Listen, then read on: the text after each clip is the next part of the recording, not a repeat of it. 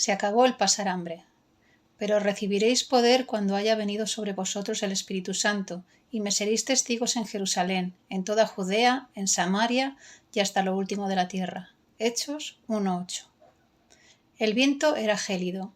Mi esposa Daniela y yo esperábamos en una larga cola detrás de un edificio de apartamentos situado en el campus de la Universidad Andrews, en Michigan. Un caballero entrado en años, el señor Trickett, proporcionó comida enlatada para los estudiantes que la necesitaban. La nieve era espesa y nuestros zapatos y calcetines se estaban empapando. Nos hallábamos helados y mareados por el hambre después de 5 días sin comer. Cada bocado de comida que obteníamos era para nuestros hijos. Daniela y yo aprendimos a ayunar, por necesidad. Mi esposa puede aguantar mucho tiempo sin comer, hasta 2 semanas. Yo también puedo ayunar, pero nunca más de 5 horas cada vez. En este caso aguanté 5 días. Ahora que teníamos unas cuantas latas de judías verdes, regresamos a nuestro apartamento.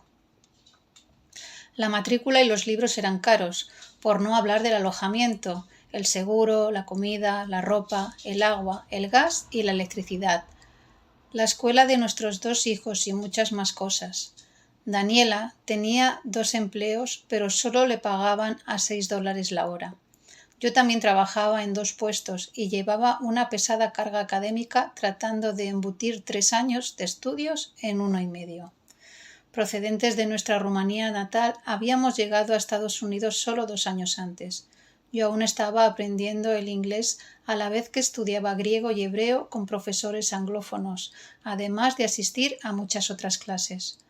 Por la gracia de Dios, conseguía buenas calificaciones. Sin embargo, con independencia de cuánto orábamos o trabajábamos, seguíamos afrontando dificultades. No le dijimos nada a nadie acerca de ello, tan solo continuamos orando y trabajando mucho. Entonces las cosas empeoraron. Recibimos una carta de los responsables del alojamiento universitario según la cual seríamos desalojados si no pagábamos el alquiler al final de la semana. Y además nos llegó una carta de la universidad informándome de que no podría matricularme para el siguiente semestre a menos que pagásemos las tasas completas. Oré fervientemente una y otra vez para que Dios interviniera, pero nada sucedió. Yo no lo entendía, incluso me disgusté con Dios. ¿Has orado alguna vez sin haber obtenido ninguna respuesta o alivio aparente? ¿Le llevas pesadas cargas a Dios en oración y al terminar sigues abrumado por ellas? Daniela y yo hemos pasado por eso. Cuanto más hablábamos y pensábamos en ello, más desalentados y deprimidos nos sentíamos. Cuanto más buscábamos respuestas para nuestros problemas, más se multiplicaban. Cansados, desmoralizados y hambrientos, nos fuimos a la cama. Me parecía que no podíamos hacer nada.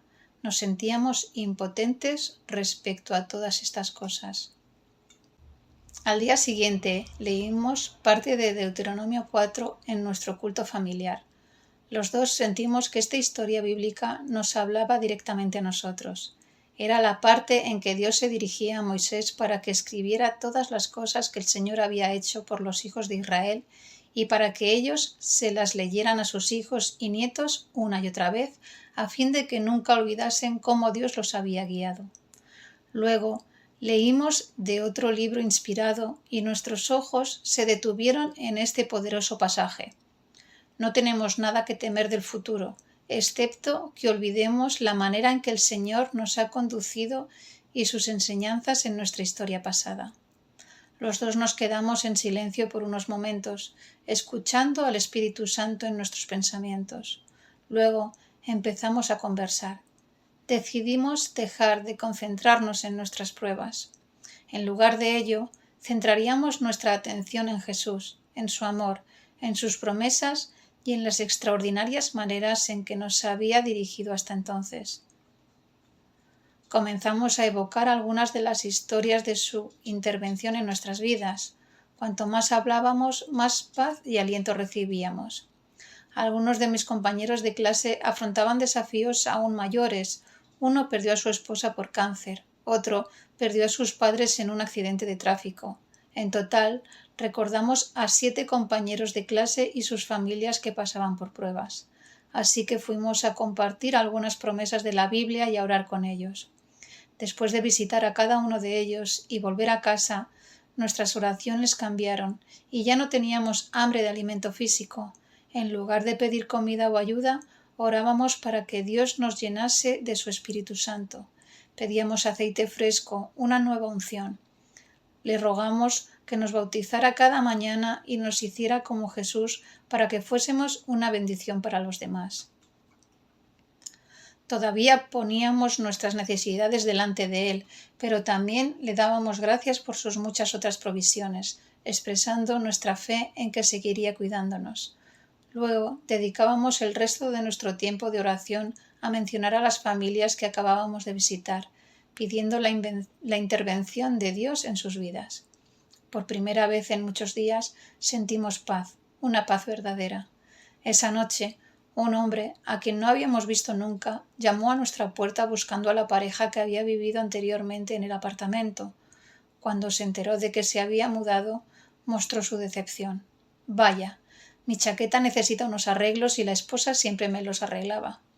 Bueno, contesté, nosotros teníamos un pequeño negocio dedicado a confeccionar prendas de vestir. Mi esposa puede arreglarlas en poco tiempo. Estupendo, aquí está. Le doy ya mismo $20 por el trabajo y esperaré en el coche. Daniela empezó a coser la chaqueta. Yo ya no podía esperar más para comer, así que tomé el importe de su pago y corrí a la tienda de alimentación. Con la comida en las manos, comí mientras caminaba con una gran sonrisa en la cara. El hombre aún estaba esperando y notó que yo disfrutaba con la comida. Debía de tener usted mucha hambre para correr a la tienda enseguida, dijo. Lo cierto es que Dios ha bendecido a mi hacienda. Tengo el maletero lleno de productos del campo. ¿Les puede ser útil? Sí, balbucí, conmovido. Sería una enorme bendición. El hombre abrió su maletero y vi el cielo ahí dentro. 8 grandes cajas de frutas y verduras, más otra con pan de su panadería. Esas 9 cajas llenaron nuestro diminuto salón. Mis ojos se llenaron de lágrimas. Mostramos gratitud a aquel hombre al marcharse. Luego nos abrazamos el uno al otro y caímos de rodillas. Después de alabar a Dios, yo quería seguir comiendo de inmediato, pero Daniela me detuvo. No lo tomaremos aún, dijo. Vamos a dividirlo en 8 cajas iguales y luego llevamos una a cada uno de nuestros compañeros de clase a los que hemos visitado esta tarde. Nos guardaremos solo una para nosotros. No fue fácil para mí, pero comprendí que ella tenía razón. Así que accedí. Visitamos a cada una de las 7 familias y le entregamos una caja de comida. Vimos lágrimas de alegría en sus ojos. Aunque deseábamos bendecirlos, parecía que los más bendecidos éramos nosotros. Regresamos a casa, comimos, alabamos a Dios y nos fuimos a dormir. Al día siguiente, nuestro amigo de Tennessee llamó para preguntarnos cómo estábamos. En las últimas semanas no parecíais tan comunicativos como de costumbre. ¿Ocurre algo? Sin querer quejarme le dije, no, está todo bien. Él no me creyó. Llamó al departamento de alojamiento universitario y averiguó que estábamos atrasados con el pago del alquiler. Pagó el importe de las deudas pendientes más 3 meses por adelantado. Luego fui a la escuela para defender mi caso, preguntando si podía pagar la matrícula después del verano. Me dijeron, no es necesario. Tu matrícula fue pagada en su totalidad por una persona anónima que quería transmitir bendiciones de Dios a los demás. Regresé a nuestro apartamento y revisé el buzón. En su interior había un sobre con dinero en efectivo, la cantidad exacta que debíamos a la compañía eléctrica.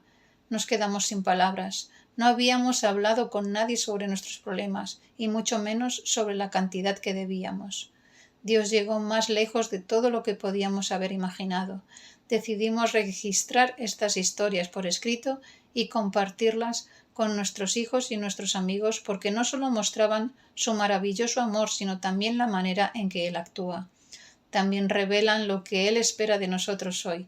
Dios nos llama a dejar nuestro yo de lado y a orar pidiendo el Espíritu Santo para que podamos conocerle de verdad. Cuanto más le conocemos, más le amamos y más confiamos en Él. Y cuanto más nos acercamos a Él, más se acerca Él a nosotros hasta que llegamos a ser uno. Él vive en nosotros. Solo cuando la experimentamos a través de su Espíritu, tendremos algo que compartir. Solo entonces podremos ayudar a otros a conocerle también. Cuando las personas ven a Jesús en nosotros, entonces somos verdaderamente cristianos. Su presencia en nosotros toca los corazones como nosotros jamás lo podríamos hacer por nosotros mismos. Cuando viajo a otros lugares, la gente me hace a menudo preguntas como estas. ¿Cómo puedo conocer mejor a Dios? ¿Cómo puedo ser llenado del Espíritu Santo? ¿Puedo realmente tener la seguridad de que soy salvo? ¿Cómo descubro cuáles son sus planes para mí? ¿Cómo puedo ser guiado por su Espíritu? ¿Qué puedo esperar cuando oro? ¿Por qué Dios tarda tanto en contestarme? ¿Cómo puedo experimentar su poder transformador en mi vida y en mi iglesia? ¿Cuándo vendrá el Espíritu Santo de la manera en que lo leemos en el libro de Hechos? En la Biblia se nos prometen estos maravillosos regalos. Son algo seguro. Sin embargo, con frecuencia no llegamos del modo que imaginamos o esperábamos. Los planes de Dios van mucho más allá de nuestros planes humanos, y la sabiduría divina no siempre tiene sentido para nuestras humanas mentes. Cuando Dios actúa, puede parecer incluso que las cosas marchan en la dirección equivocada. Él le contó a José que llegaría a estar en una posición por encima de la de su familia, pero José fue vendido como esclavo y enviado a prisión. Dios le dijo a Moisés que libertaría a Israel, pero esto no llegaría sin que primero Moisés pasara 40 largos años en el desierto. Antes de que Dios pueda usarnos, a veces permite pruebas que nos enseñen a seguir sus planes y a confiar en su sabiduría, no en la nuestra. Pero, ¿cómo se hace eso? ¿Cómo conocemos siquiera a Dios y sus planes? ¿Cómo distinguimos su voz? ¿Cómo experimentamos su poder, su amor transformador y su salvación? ¿Cómo contribuimos a que lo conozcan quienes nos rodean? ¿Cómo crecemos y cómo crece nuestra iglesia? Este libro no pretende dar respuestas exhaustivas ni teológicas a todas estas cuestiones, pero al compartir mis historias, tanto las de la infancia como las de todos mis años de ministerio, espero que encuentres ideas y respuestas prácticas a estas preguntas. Además, comparto más de una vez pensamientos clave por su especial importancia en mi vida. Creo que cuanto más los repetimos y meditamos en ellos, más los entendemos y aplicamos. Dios nunca ha cambiado. El mismo Dios que habló con Moisés y Abraham, Juan y Pedro, quiere comunicarse contigo hoy. Tiene planes para ti. El que transformó a Pablo de perseguidor en apóstol quiere darte hoy a ti, a mí y a todos sus hijos este mismo poder transformador. En todo el mundo veo a cristianos anhelosos de tener una relación más estrecha con Jesús, de conocerle y servirle. Veo hambre de crecimiento espiritual, sed de reavivamiento. Sentimos que Jesús nos llama a vivir una experiencia más profunda a través de su Santo Espíritu. Ansiamos un caminar personal junto a Él en el que escuchemos y conozcamos su voz. Cuando Daniela y yo alcanzamos nuestro punto más bajo hace años, Dios abrió nuestros corazones. Él nos llamó a cambiar nuestro centro de atención. En lugar del afán por resolver nuestras necesidades físicas, hemos de sentir hambre de su presencia, de su espíritu. Hoy, Él nos llama a ti y a mí y a toda su iglesia a echar nuestros egos a un lado y a buscar al Espíritu Santo para que podamos ir como testigos al mundo, testigos que muestren a Cristo mediante su autorrenuncia y su amor, y que vivan sus promesas en medio de todas las pruebas. No tiene límites la utilidad de aquel que, poniendo el yo a un lado, deja obrar al Espíritu Santo en su corazón y vive una vida completamente consagrada a Dios. Cuando viene el Espíritu Santo nos transforma, nuestras vidas se tornan una fragancia, una luz, una bendición. Oro para que este libro te conduzca a una relación más estrecha con Dios y te ayude a conocerle más de manera real. Jesús viene pronto.